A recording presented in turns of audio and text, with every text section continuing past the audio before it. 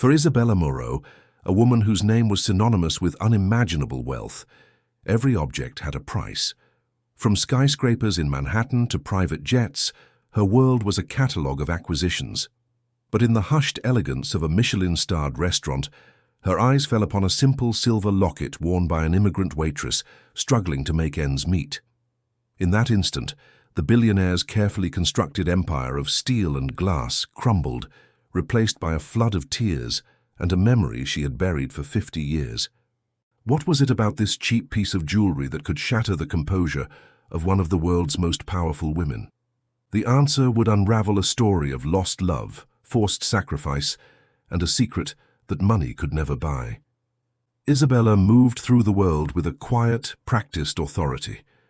At 82, her posture was impeccable, her silver hair styled in a flawless chignon, and her eyes the color of a stormy sea missed nothing. Tonight she was dining at Lumiere, San Francisco's most exclusive restaurant, a place where the tasting menu cost more than the monthly rent for most of the city's inhabitants. It was a Tuesday, a day of no particular significance, which was precisely why she was there. Anniversaries and birthdays were too painful, filled with the ghosts of a life once lived. Tuesdays were blessedly empty. Her companion was her son, Victor Moreau, the CEO of Moreau Global, the global tech empire her late husband Henry had built. Victor was sharp, ambitious, and wore a suit tailored with surgical precision. He spoke of quarterly earnings and market acquisitions, his words forming a familiar, monotonous drone that Isabella had long ago learned to tune out. "Mother, are you listening?" Victor asked, a hint of impatience in his voice. "The board is pushing for the acquisition of Skynet. It's a $1 trillion play." Isabella offered a faint smile, her gaze drifting around the opulent room. Crystal chandeliers dripped light onto tables draped in heavy linen. The clinking of cutlery was a delicate symphony. It was all so perfect, so controlled, so suffocatingly lonely. Henri had been gone for a decade, and with him all the color had drained from her world. Now her life was a gilded cage, beautiful from the outside but cold and empty within. A young waitress approached their table to refill their water glasses. She moved with a quiet efficiency that spoke of exhaustion, her accent a soft lilt from Eastern Europe. Romania, perhaps. Her uniform was pristine, but showed the faintest signs of wear at the cuffs. Her hair, a simple dark ponytail, was slightly askew, as if she'd been rushing. She was unremarkable in every way, just another face in the endless parade of service staff that populated Isabella's life, her name tag reading Eleanor. "Will there be anything else, Mr. Moreau? Mrs. Moreau?" the waitress asked, her voice soft but clear, tinged with the careful precision of someone for whom English was a hard-won second language. Victor dismissed her with a wave of his hand, already engrossed in his phone, but Isabella's eyes were not on the waitress's face. They were fixed on her neck. Peeking from the collar of her uniform was a silver chain. It was thin and delicate, the kind of thing a young girl might wear, but it was the pendant that made Isabella's breath catch in her throat. It was a starburst locket, its silver slightly tarnished with age. At its very center, where the rays of the star converged, was a tiny deep blue sapphire no bigger than a pinhead. Time stopped. The murmur of the restaurant faded into a dull roar in Isabella's ears. Her heart began to pound against her ribs, a frantic, painful rhythm. It couldn't be. After all these years, it simply couldn't be. There were millions of lockets in the world, but not like this one. This one was unique. She knew every groove, every imperfection in the hand-engraved rays. She knew the feel of its cool metal against her skin. She had designed it herself. "Mother, what is it?"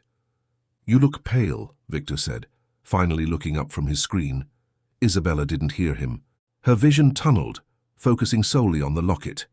A torrent of memories locked away for half a century broke free. A summer of stolen glances, the scent of oil paints and turpentine, the weight of a forbidden love, and the gut-wrenching pain of a choice she was forced to make. The waitress, sensing the older woman's intense stare, shifted uncomfortably.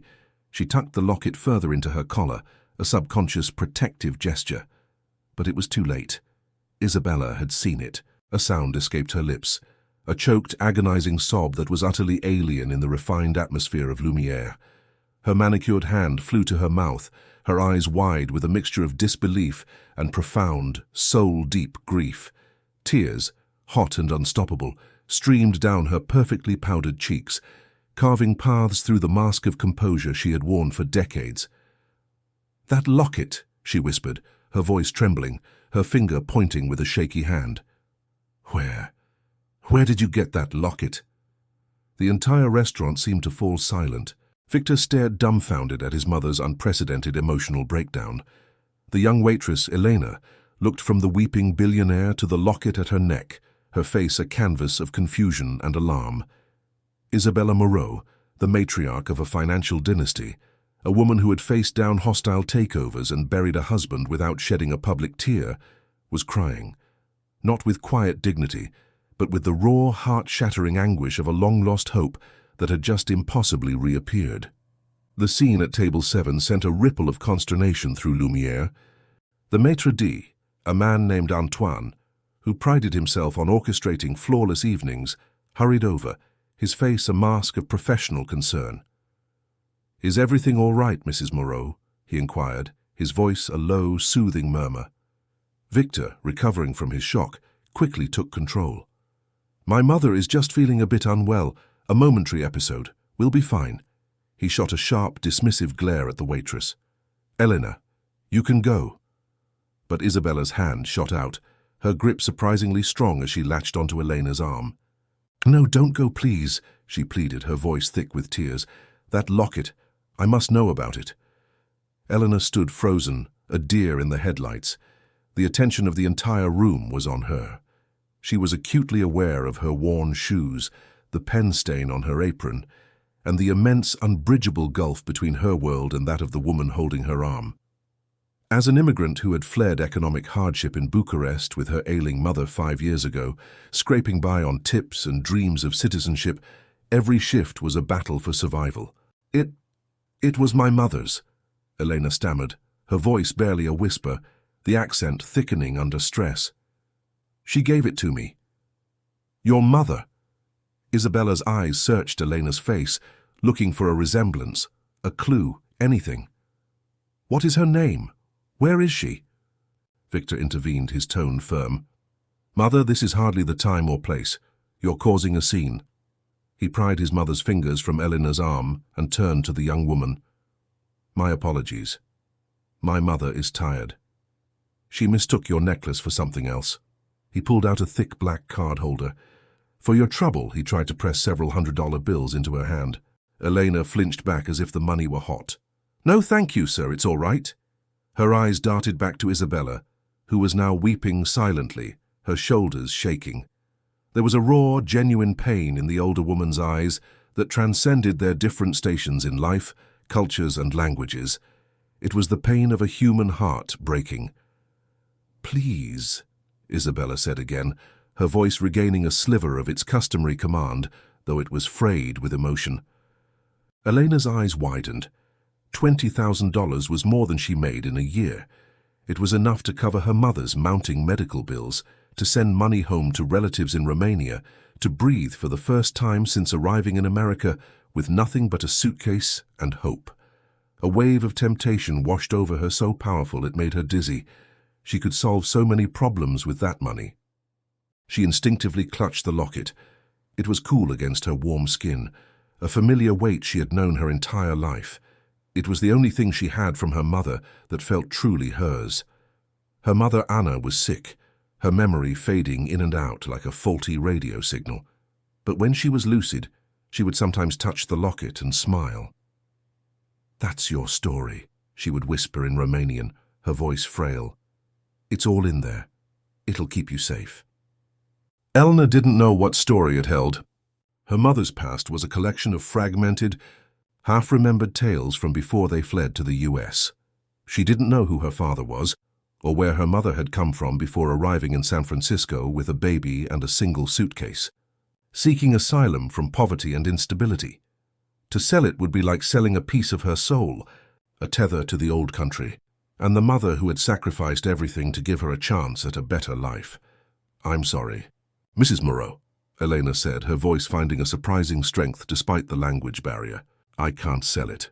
It's not for sale, Victor scoffed in disbelief. Don't be ridiculous. It's a piece of silver. I'll write you a check for $50,000 right now. You can quit this job tonight. The offer hung in the air, glittering and seductive. 50,000, it was a fortune. But as Elena looked at Isabella, she saw not a billionaire trying to buy a trinket, but a woman desperate to reclaim a piece of her past. And Elena, who had so little of her own past to hold on to, understood that sentiment perfectly. Across oceans and borders. No, she said more firmly this time. My answer is no. I am very sorry for your distress. She gave a slight formal bow. If you'll excuse me, I need to get back to my work. With that, she turned and walked away, her heart hammering in her chest. She could feel the stares of every patron, hear the whispers in a language that still felt foreign at times. She fled to the relative safety of the kitchen, her hands shaking so badly she had to grip the edge of a stainless steel counter to steady herself. Back at the table, Victor was furious. The audacity! A $50,000 offer for some cheap bauble, and she refuses. She's playing you, Mother. She'll come back tomorrow with a lawyer demanding $1 million. But Isabella wasn't listening. Her gaze was fixed on the kitchen door through which Elena had disappeared. The girl's refusal hadn't angered her. It had intrigued her. It confirmed the locket's value was not monetary. The girl cherished it just as she was supposed to. Get me her name, Victor, Isabella said, her voice low and resolute. The tears had stopped, replaced by a steely determination. Her full name, her address, everything you can find out about her. What are you going to do? Victor asked, bewildered. Isabella dabbed her eyes with a linen napkin, her composure slowly returning like armor being reassembled piece by piece. If she won't sell a memory, she said, her voice dangerously quiet, then I shall have to buy her story. The next morning, the sterile quiet of Isabella Moreau's penthouse apartment was disrupted by the arrival of a man named Marcus Hale. Hale was a private investigator, a man whose nondescript appearance belied a formidable talent for unearthing secrets. He was discreet, efficient, and expensive, the best in the business. Isabella, dressed in a silk morning robe, sat opposite him in her vast sun-drenched living room, which offered a panoramic view of the Golden Gate Bridge. The emotional storm of the previous night had passed, leaving behind an unsettling calm and a singular, obsessive focus. I want to know everything about her, Isabella stated, her voice devoid of its earlier fragility. Elena Popescu. She works at Lumiere. Find out where she lives, who her family is, what her circumstances are. Be thorough, but be invisible. I don't want her to know she's being watched. Understood? Mrs. Moreau, Hale said, making a few notes in a small leather-bound book.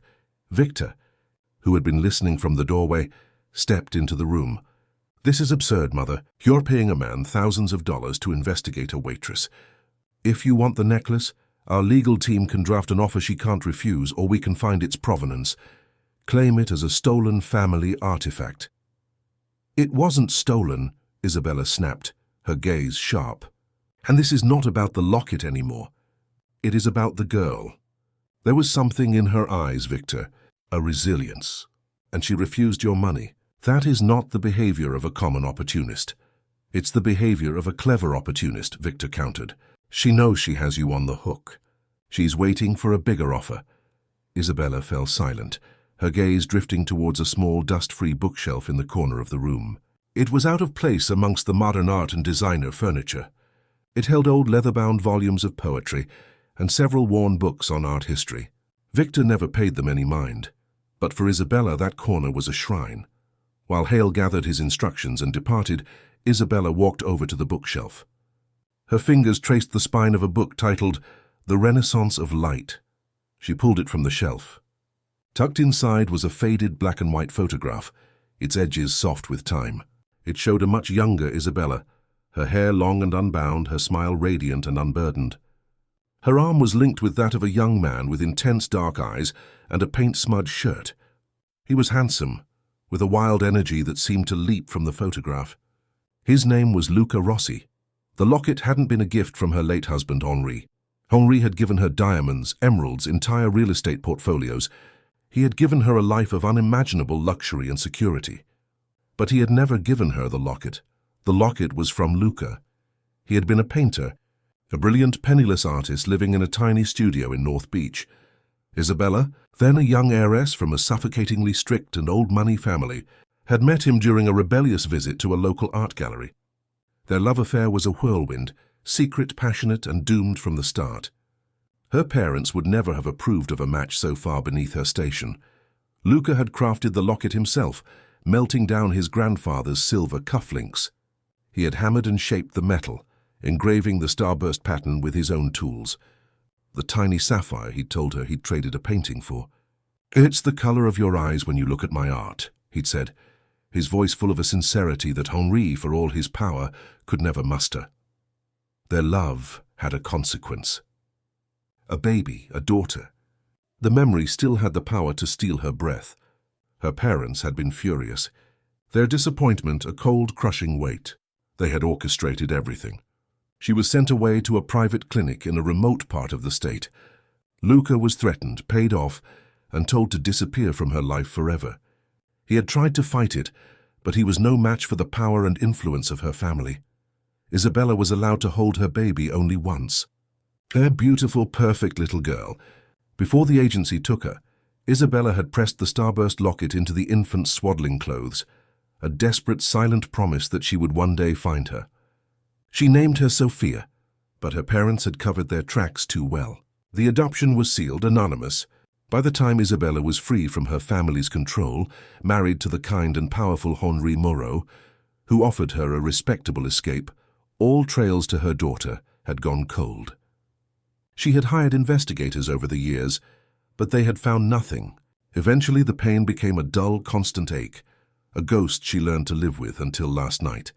Seeing that locket had ripped open the 50-year-old wound, could it be a coincidence? A replica? No. She knew in her bones it was the one, which meant that the waitress Elena Popescu was somehow connected to her lost Sophia. The intercom buzzed, pulling her from her reverie. "Mrs. Moreau, Mr. Hale is on the line. He says he has some preliminary information of interest." Isabella's hand trembled as she picked up the phone. "Yes, Mrs. Moreau." Hale's voice was professional and clipped. "Elena Popescu lives at 22C Willow Lane in the Mission District. She's the sole caregiver for her mother, Anna Popescu. I'm looking into Anna now, but the interesting part is the finances. They're in significant medical debt. Miss Popescu works 2 jobs, the dinner shift at Lumiere and a morning shift at a cafe called Sunrise Brew. Her mother's condition appears to be degenerative, neurological. The bills are overwhelming. Also, they're on a provisional visa. Immigration status is precarious." Isabella sank into a chair. The girl wasn't a clever opportunist holding out for more money. She was desperate, an immigrant fighting bureaucracy, language barriers, and illness. She had refused $50,000, a sum that could have eased her burden immensely out of pure sentiment. "Thank you, Mr. Hale," Isabella said, her voice strained. "Keep digging. I want to know everything about Anna Popescu." She hung up the phone, her mind racing. Anna! The name meant nothing to her. But the girl's poverty, her quiet dignity, her fierce protection of the one link to her past, it was all starting to form a picture. One that was both terrifying and filled with an impossible, flickering hope. Victor Moreau did not share his mother's sentimental intrigue. He saw the situation in stark binary terms, a problem and a solution. The problem was a waitress who had stumbled upon a piece of leverage and was causing his mother emotional distress. The solution was to apply overwhelming force. Bypassing his mother, who he felt was becoming irrationally obsessed, Victor had his own team run a background check on Elena Popescu. The results were the same as Hale's, but Victor interpreted them differently. He saw not a struggling immigrant daughter, but a collection of vulnerabilities: debt, a sick parent, a precarious visa status. These were levers to be pulled. 2 days after the incident at Lumiere, Eleanor was finishing her shift at Sunrise Brew, her second job. It was a modest cafe, a world away from the refined elegance of Lumiere. Her feet ached, and the smell of coffee grounds clung to her clothes. All she wanted was to go home, check on her mother, and fall into bed. As she stepped out into the drizzly afternoon, a sleek black car pulled up to the curb. Its tinted windows hummed down, and a man in a suit, not Victor but clearly one of his lieutenants, got out. "Miss Popescu," he said, his tone polite but firm. "Mr. Victor Moreau would like a word with you." Elena's heart sank. She had been dreading this, her limited English-making confrontations even more daunting. "I'm sorry. I'm really tired. I have to get home." "It will only take a moment," the man insisted, gesturing to the open car door. It was not a request. Reluctantly, Elena slid into the plush leather interior. Victor Moreau sat opposite her, his laptop open, his face illuminated by the screen's glow.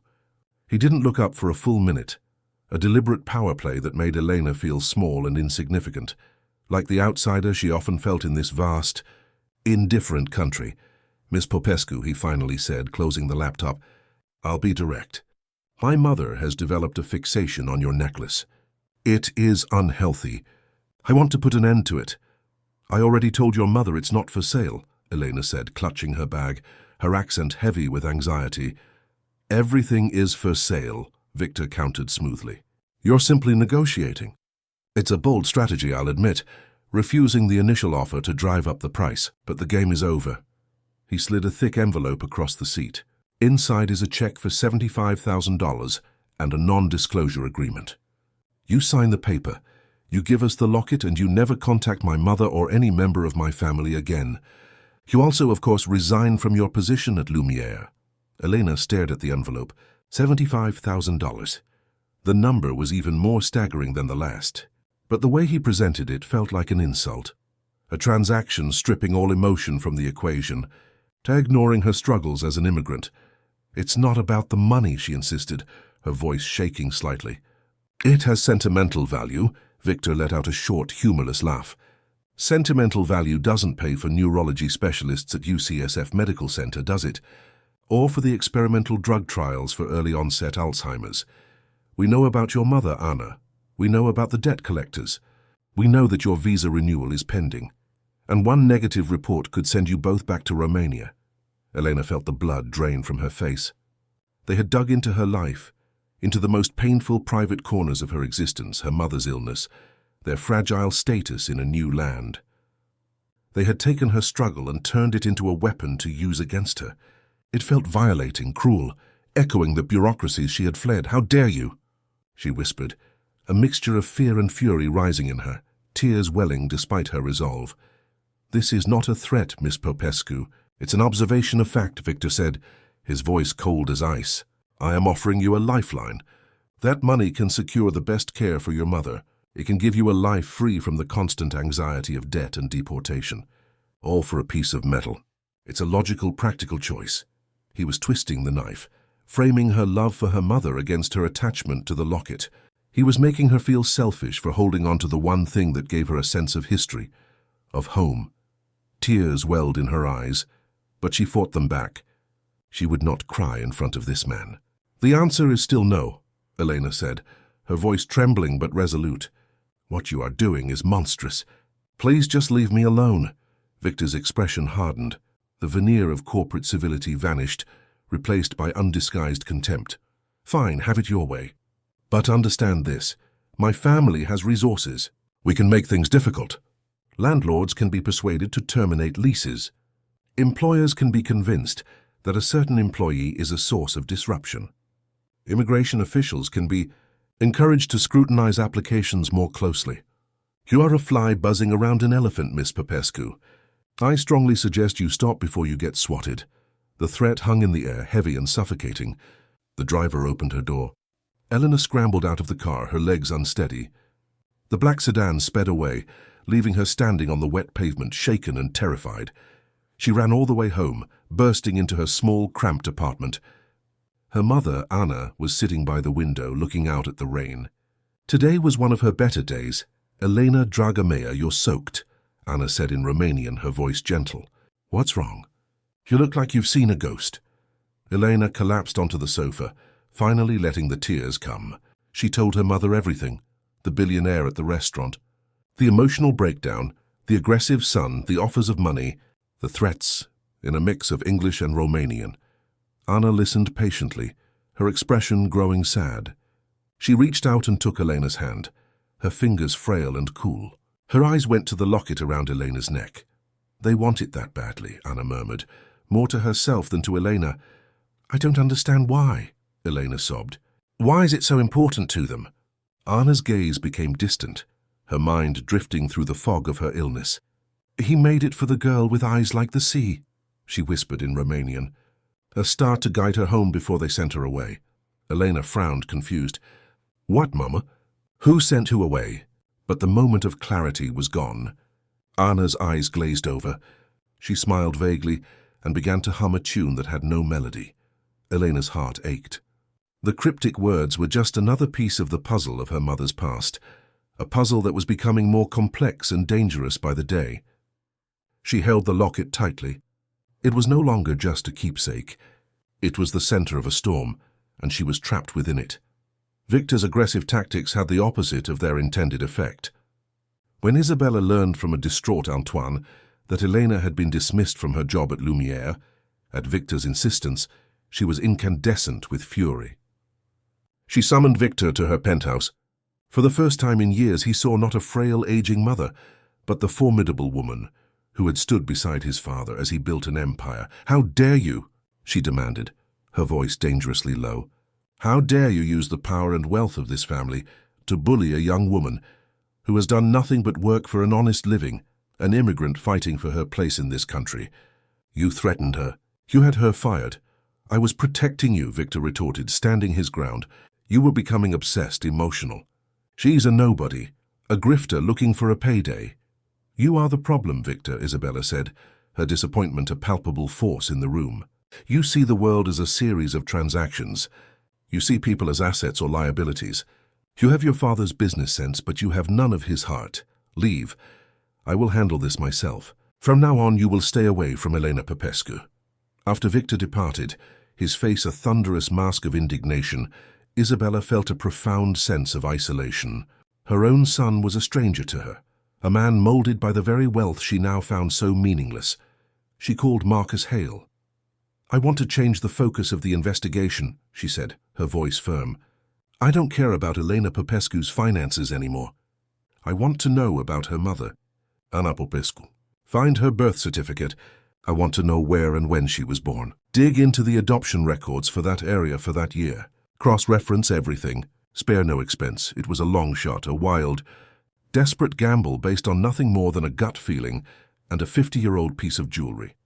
While Hale's team began the painstaking work of sifting through decades of sealed and archived records, Isabella retreated into her own past.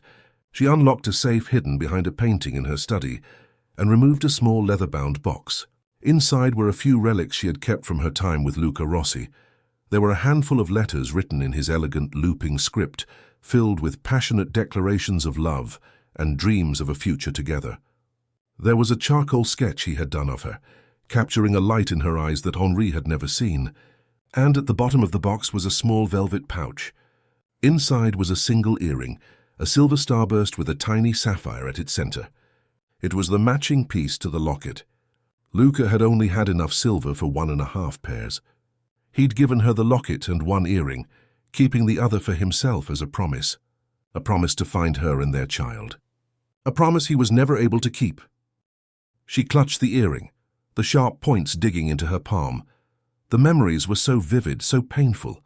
The sterile white room of the clinic, the condescending pity in the nurse's eyes, the crushing weight of her parents' decision presented as an inescapable reality. "It's for the best, Isabella. The child will have a good life with a proper family. You will forget. You will move on." But she had never forgotten. Not for a single day. The ghost of her daughter Sophia had haunted the periphery of her life, a constant, silent presence. Days turned into a week. Isabella barely ate, her mind consumed by the past and the desperate hope for the future. Then the call came. "Mrs. Moreau." Marcus Hale's voice was different. The professional detachment was gone, replaced by something that sounded like awe. "We found it. It took leveraging every contact I have and a court order from a very friendly judge, but we unsealed the records." Isabella held her breath, her knuckles white as she gripped the phone. Anna Popescu was born on October 12, 1973, at St. Jude's Mercy Home for Unwed Mothers in Monterey County, Hale said. She was placed for adoption a day later. Her birth mother is listed on the original sealed certificate. He paused. "The name on the certificate is Isabella Marguerite Laurent. Laurent. It was her maiden name." The world tilted on its axis. The air rushed from Isabella's lungs. It was true. It wasn't a coincidence. It wasn't a delusion. It was real. Anna Popescu was her Sophia. The waitress, the quiet, resilient young woman named Eleanor, was her granddaughter. "Mrs. Moreau, are you still there?" Hale's voice was full of concern. "Yes," Isabella whispered, tears blurring the panoramic view from her window into a smear of blue and gold. "Yes, I'm here." A lifetime of grief and longing crested within her, not as a wave of sorrow, but as a tidal wave of impossible, earth-shattering joy. She had found her. After 50 years of searching, an immigrant waitress in a restaurant had unknowingly brought her daughter back to her. "There's more," Hale said gently. "I looked into Anna's adoptive parents. They were a kind, working-class couple from Eastern Europe who immigrated shortly after. They passed away when Anna was a teenager. She had a difficult life, and there's no record of Elena's father. The birth certificate lists him as unknown. They fled to the US seeking better opportunities. It explains so much. Why Anna was alone, why they were struggling in a foreign land. Her daughter had lived a life of hardship, a world away from the gilded cage Isabella inhabited, and now she was sick, her memory fading. Her fierce protective instinct, the maternal love she had been forced to suppress for 50 years, roared to life. She would not lose her daughter again, not when she had just found her. "Book the best neurological specialist in the country, Mr. Hale," Isabella commanded, her voice ringing with an authority she hadn't felt in years. "Dr. Alistair Finch at Johns Hopkins. Fly him to San Francisco on my private jet. Rent out an entire wing of the best hospital if you have to, and get me an address. I am going to see my granddaughter." For Eleanor, the world had become a landscape of fear. Victor Moreau's threats echoed in her mind. Her manager at Sunrise Brew had started treating her coldly, cutting her hours. She knew it was only a matter of time before she lost that job too. The letter from the landlord about a building-wide rent increase that seemed to apply only to her felt like another turn of the screw. Whispers of visa complications loomed. She was being squeezed systematically and silently by a force she couldn't fight in a language she was still mastering. Her mother's condition was worsening. The moments of lucidity were fewer and farther between. Elena spent her days terrified, feeling the walls closing in. The $75,000 she had refused now seemed like a foolish, prideful mistake. What was a piece of jewelry compared to her mother's well-being and their future in America? One afternoon, as she was helping her mother with her lunch, Anna's eyes suddenly cleared. She looked at Elena with a focus that had become heartbreakingly rare. "Elena," she said, her voice weak but clear, switching to Romanian. "The locket.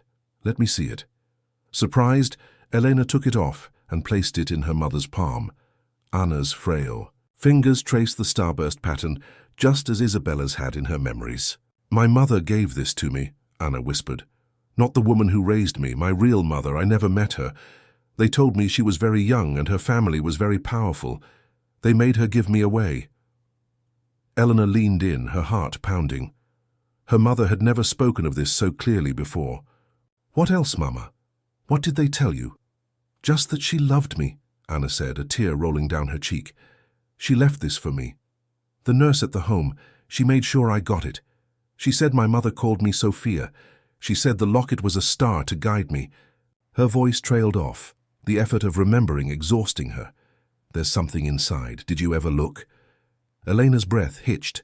She had tried to open the locket 1,000 times as a child, but it was stuck, the clasp fused shut by age. She had always assumed it was empty. "It's jammed, Mama. It never opens." "There's a trick," Anna murmured, her eyelids fluttering. "A little notch on the third ray. From the top." Elena's hands trembled as she took the locket. She examined it closely, her fingers searching, and there it was, a tiny, almost invisible indentation on one of the engraved rays. Using her fingernail, she pressed down hard on the spot. There was a faint click. The locket sprang open. Elena gasped. Tucked inside the two halves were two tiny, perfectly preserved secrets. On one side, protected by a sliver of glass, was a minuscule, faded photograph. It was a picture of a young woman with a radiant smile and eyes the color of the sea. The same woman from the restaurant, but decades younger, Isabella Moreau. On the other side, engraved in a delicate, swirling script, were 4 words, "For Sophia." "Find me." Elena stared, her mind struggling to process the impossible truth. The woman from the restaurant. Her name was Isabella. The name on her mother's original birth certificate was Isabella. The nurse had said her mother called her Sophia, for Sophia. Find me. Her mother Anna was Sophia, and the billionaire Isabella Moreau was her grandmother. The realization crashed over her with the force of a physical blow. The obsession with the locket, the offers of money, the tears. It wasn't about an object. It was about a person. It was about her mother. Just as this earth-shattering truth was settling in, there was a soft knock on the apartment door. Elena's first instinct was fear. Was it Victor Moreau's men coming to evict them, or worse, to report them to immigration? She opened the door cautiously. Standing in the drab hallway of her apartment building was Isabella Moreau. She was not the imperious matriarch from the restaurant. She was dressed simply in a cashmere sweater and slacks. Her face was pale, her eyes filled with a nervous, hopeful vulnerability. She was alone. "Elena," Isabella said, her voice soft. "May I please come in? I need to talk to you and to your mother." Elena was speechless. She could only nod, stepping back to let the woman into her small, cluttered home. Isabella's eyes scanned the room, taking in the worn furniture, the stack of medical bills on the counter, the sheer, grinding reality of their immigrant poverty. Her gaze was filled with a profound, soul-crushing regret. Her eyes finally landed on Anna, who was sitting in her chair by the window, now lost in her own world again. Isabella took a hesitant step forward. Then another. "Sophia," she whispered. The name a breath of air, a prayer she hadn't dared to speak aloud for 50 years. Eleanor held up the open locket. "She just told me," Eleanor said, her voice choked with emotion. "She just told me everything." Isabella looked from the locket in Elena's hand to the face of her daughter, then back to the face of her granddaughter. The resemblance was undeniable. The same determined set of the jaw, the same strength in the eyes tempered by the hardships of displacement. Tears streamed down Isabella's face once more, but this time they were not tears of grief. They were tears of homecoming. "I found you," Isabella breathed, her voice breaking. "Oh, my darling girl, after all this time I finally found you." She reached out, not for the locket, but for Elena's hand, her touch gentle and warm. The gulf between the billionaire and the immigrant waitress vanished, erased by a truth that had been hidden in a silver starburst for half a century, spanning continents and generations. The air in the small apartment was thick with the weight of 50 years. It was a sacred space, a bubble of time where past and present had finally converged. Isabella knelt by Anna's chair. Her manicured fingers, which had signed billion-dollar contracts, now trembled as they gently stroked the hair of the daughter she had only ever held in her memory. She whispered the name Sophia, a soft, rhythmic chant, as if the sound itself could bridge the chasm of their lost decades. For a fleeting moment, Anna's clouded eyes seemed to focus on her, and she leaned into the touch, a deep, instinctual comfort overriding the fog of her illness. Eleanor stood a few feet away, the open locket still warm in her hand. The world had tilted, its colors shifting into new, unrecognizable hues. She was no longer just Elena Popescu, the perpetually exhausted immigrant waitress, swimming against a tide of debt and deportation fears. She was Elena, the granddaughter of Isabella Moreau, the living link between a painful secret past and a future she couldn't begin to comprehend. The revelation was a dizzying mix of shock, relief, and a profound, bone-deep sorrow for the life her mother could have had. She looked at the two women, a tableau of reunion so raw and powerful it felt like a dream, and her own tears began to fall silently. This fragile, holy moment was shattered by a sound from the hallway. Heavy, purposeful footsteps followed by a sharp, authoritative rap on the door that was less a knock and more a demand. Elena flinched, her fear of Victor Moreau and his shadowy influence rushing back. Before she could move, the door was pushed open with enough force to make it bang against the wall. Victor Moreau stood on the threshold, his face a mask of cold, controlled fury. He was flanked by two broad-shouldered men in dark, impeccably tailored suits, their presence instantly sucking the warmth from the room. They were not bodyguards. They were instruments of power, men who solved problems with quiet, unshakable efficiency. "I knew it," he spat, the words slicing through the quiet room. He strode forward, his expensive leather shoes scuffing on the worn linoleum. "I knew you were a predator." "It's a masterful performance. I'll give you that. You find a lonely old woman, discover some obscure detail of her past, and then you weave this elaborate, pathetic fantasy." He stopped directly in front of Elena, towering over her. How much did it take to convince her? 100,000? 2? What's the going rate for a fabricated family history these days? Elena shrank back, intimidated but also ignited by a spark of defiance. "You don't understand," she began, her voice barely a whisper, accent thick with emotion. "Oh, I understand perfectly," Victor interrupted, his voice dangerously low. "I understand that my mother is vulnerable, and you are a parasite who has attached herself to this family's wealth. Well, the game is over." He turned to his mother. "Mother, we are leaving now. These men will handle this transaction. They will retrieve your property and ensure Miss Popescu understands the legal consequences of extortion, and perhaps a tip to immigration services." He nodded sharply at one of the men, who took a step towards Elena, his hand outstretched for the locket. "They will do no such thing." "Victor." Isabella's voice cut through the air like a shard of ice. She rose to her feet with a grace that defied her age, planting herself firmly between Victor's man and Eleanor. She was no longer the weeping, fragile woman from the restaurant, or the remorseful mother on her knees. She was Isabella Moreau, the matriarch, and her eyes blazed with a protective fire Victor had not seen since his father's funeral. "This is not a transaction," she declared, her voice ringing with absolute authority. "And this," she said, gesturing to Elena, "is not a parasite.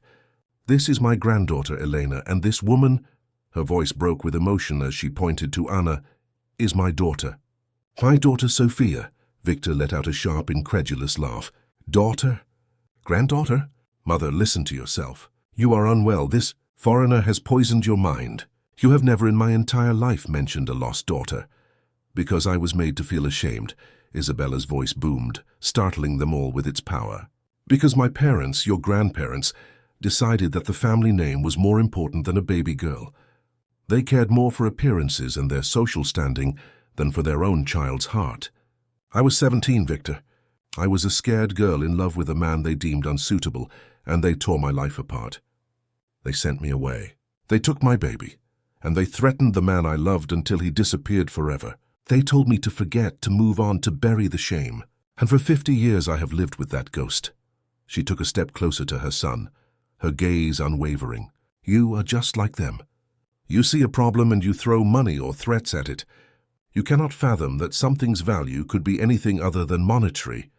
You look at Elena, and you see a poor immigrant waitress. I look at her, and I see a young woman with more integrity and love in her heart than you have ever shown.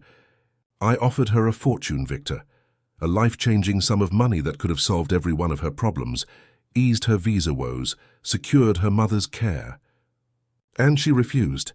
She refused because this locket, my locket, the one I placed in my daughter's blanket, meant more to her than all the money in the world." Isabella's gaze was relentless. "You tried to destroy her. You had her fired. You threatened her housing, her status in this country. You used the full weight of the Moreau name to crush a girl who had nothing but her dignity and her love for her mother. And still she protected her mother's only keepsake. She protected my daughter's legacy without even knowing what it was." Silence descended, thick and heavy. Victor stared at his mother, the absolute conviction in her voice shaking the very foundations of his reality. Elena, emboldened by Isabella's defense, held up her hand, the locket open in her palm.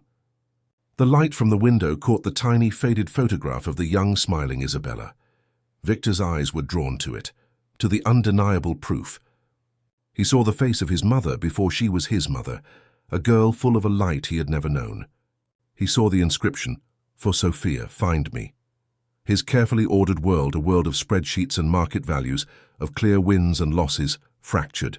The cold logic that had been his armor for so long shattered against the irrefutable truth of this emotional, messy human story. He looked from the locket to Elena, and for the first time didn't see a foreigner or a scam artist. He saw a young woman with his mother's eyes. He looked at the frail, sick woman in the chair, and saw not a prop in a scam but his aunt, a member of his family who had lived a life of hardship across oceans, while he had lived in unimaginable privilege.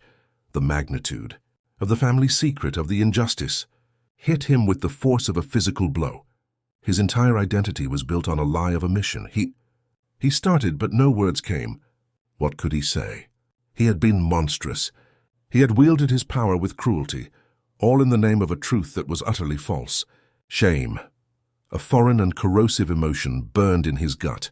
He couldn't bear to look at his mother's disappointed face or at the quiet dignity of the girl he had tried to break. Without another word, he turned on his heel and walked stiffly out of the apartment. He brushed past his confused men, leaving them in the doorway. "Go," Isabella commanded them, her voice quiet but firm. They glanced at each other, then retreated, closing the door softly behind them, sealing the new family within the quiet walls of the apartment. The storm had passed. In the ensuing silence, Elena finally let out a shuddering breath she didn't realize she'd been holding. Isabella came to her, taking the locket and Elena's hand in her own. "He will come around," she said, though her voice lacked conviction. "Or he won't. It doesn't matter. What matters is us now." With a newfound purpose, Isabella pulled out her phone. She made a call. Her voice a calm, commanding force that Elena now understood could move mountains. "This is Isabella Moreau. I need Dr. Alistair Finch. I don't care what his schedule is. My private jet is on the tarmac at SFO. I want him in this city by morning, ready to see a patient. Yes, cost is no object. Make it happen." She hung up and turned to Elena, her eyes soft with a century of unshed tears. "Your mother will have the best care. You will have a home, a real home. You will never have to work 2 jobs again unless you choose to. You can go to school, travel, anything. The world is yours now, Elena, and your visa, consider it secured." Elena could only shake her head, overwhelmed. "I don't know what to say." "You don't have to say anything," Isabella said gently. She looked down at the locket, tracing the starburst with her finger. "Your grandfather made this," she whispered, giving Elena the final piece of her story. "His name was Luca Rossi. He was a brilliant painter, and he had the kindest soul I have ever known. He would have loved you so fiercely." Isabella looked over at Anna, who had drifted into a peaceful sleep. The real family. After a lifetime of loneliness in a palace of gold, Isabella had finally found her home in a cramped 2-room apartment with a daughter lost to time and a granddaughter she never knew she had, an immigrant, who had carried their legacy across the sea. The Moreau fortune of stocks and steel was vast, but it was nothing compared to this. This was the real inheritance. This was the inheritance of the heart. In the end, it wasn't Isabella Moreau's billions that healed her broken heart. It was the discovery that the greatest treasure she ever possessed was not something she could buy, but someone she had lost. The story of Isabella, Elena, and Anna reminds us that family is not defined by wealth or status or borders, but by the unbreakable threads of love that weave through generations, sometimes getting lost across continents, but never truly severed. Elena's simple locket, worthless in a pawn shop, turned out to be priceless, for it held the key to unlocking a 50-year-old secret and reuniting a family torn apart by circumstance. It's a powerful testament to the idea that our true legacy lies in the connections we forge and the love we refuse to forget, wherever we call home. If this story of loss and reunion touched your heart, please let us know in the comments below. What would you have done in Elena's position? Don't forget to like this video and share it with someone who appreciates a story about the enduring power of family. And most importantly, subscribe to our channel for more real-life dramas that will move you, inspire you, and remind you of the extraordinary stories hidden within ordinary lives.